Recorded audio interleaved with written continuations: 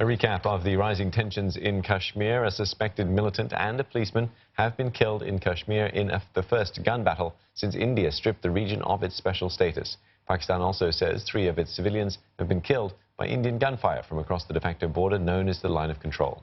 And for more now, we go to Rebecca Bundan in Mumbai for this. Rebecca, what do we know about these plans to protest against Kashmir's loss of autonomy? From what we can gather, this mass march has been called by separatist leaders and groups that are trying to challenge the Indian government's decision to revoke Kashmir's special status, which has taken away the significant autonomy that it had. Now, we understand that a number of separatist leaders, a number of activists have been incarcerated, and that's been part of the process of trying to stop protests from happening, trying to hold back unrest in the region amid this controversial decision. But clearly they have managed to reach people, with Reuters reporting that posters were distributed overnight in the main city in Kashmir of Srinagar, urging people to join this mass march on Friday. And since the special status of Kashmir was revoked on August the 5th, there have been a number of demonstrations that have taken place. This is despite moves that have been made by authorities, including those arrests of activists and so on, also the curfew-like status, the blackout of communications and so on.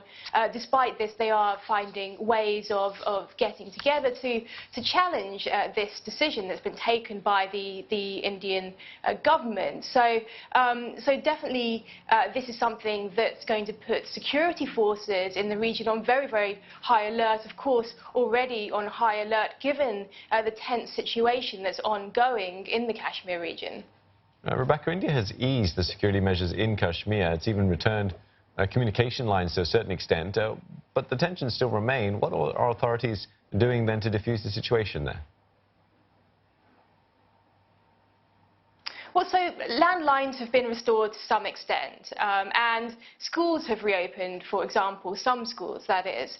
But from what we can understand, that life has not returned to normal by any means. And we can see that people still are very worried about going out onto the streets. Parents are still worried about sending their children to school. They don't have mobile phones, they don't have internet access. A lot of people are not really sure exactly what's going on, and it seems to be too much of a risk to perhaps send their children out to school, or for people to go out onto the streets. They prefer to remain at home, it seems, especially when they're hearing about things like planned protests, the gun battle that took place today, for example.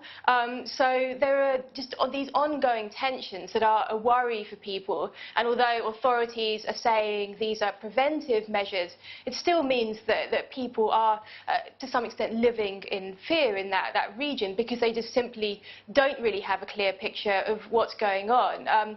This, of course, comes as Pakistan has said that it wants to take the Kashmir issue to the International Court of Justice. President Donald Trump has once again said that he's willing to mediate in the Kashmir issue, and he said he'll be talking to, he's hoping to talk to Prime Minister Narendra Modi of India at the G7 meeting. So we can see that this is an issue that's caused these ongoing tensions both within the region and outside of the region as well. All right, many thanks for that. Rebecca Bundan speaking to us from Mumbai.